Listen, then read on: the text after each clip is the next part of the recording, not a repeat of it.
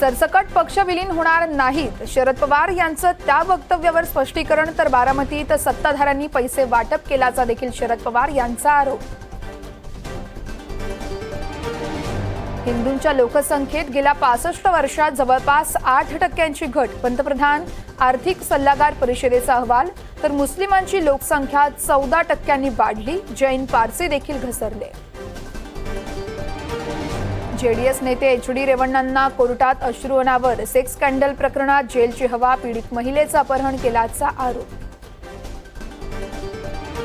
गुजरातच्या मुद्द्यावर रेणुका शहाणे, चित्रा वाघ आमने सामने, भ्रष्ट माणसाचे मराठी म्हणून समर्थन करणार का, चित्रा वाघ यांचा सवाल. ऐन निवडणुकीत नाशिकमध्ये दीर भाऊजाई यांच्यातलं भांडण संपलं, भारती पवार आमदार नितीन पवार यांच्या भेटीला. विदर्भात सकाळपासूनच ढगाळ वातावरण, अनेक ठिकाणी विजेच्या कडकडाटासह अवकाळी पावसाला सुरुवात, बळीराजाची चिंता वाढली.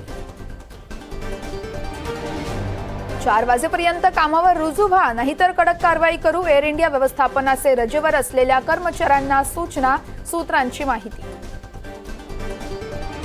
प्रादेशिक पक्षांचं विलीनीकरण 4 जूनच्या निकालावर अवलंबून, पृथ्वीराज चव्हाण यांचं वक्तव्य. पवारांच्या विलीनीकरणाच्या वक्तव्यानं नव्या शक्यतांवर चर्चा.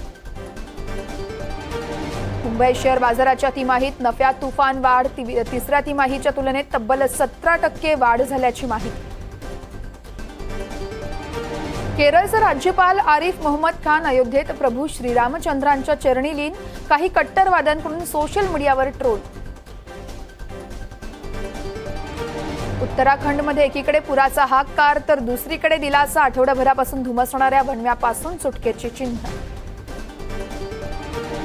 पूंछमध्ये एअरफोर्सच्या वाहनावर हल्ला करणाऱ्या दहशतवाद्यांची ओळख पटली, कॅमेऱ्यात कैद 3 पैकी 2 जण पाकिस्तानी असल्याचं उघड.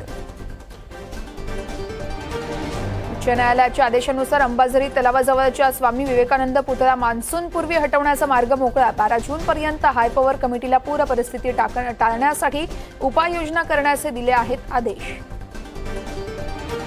मी मेलो तरीही चालेल, पण धनुष्यबाण हात आणि कमळाच्या चिन्हावर कधीच निवडणूक लढणार नाही, महादेव जानकरांचं वक्तव्य. तर खासदार होण्याचा ठाम विश्वास. हरियाणातल्या भाजप सरकारला सध्या तरी धोका नाही, अविश्वास ठराव आणण्याचे सर्वच मार्ग बंद, ऐन निवडणुकीत भाजपचं संकट तुर्तास तरी टळलं.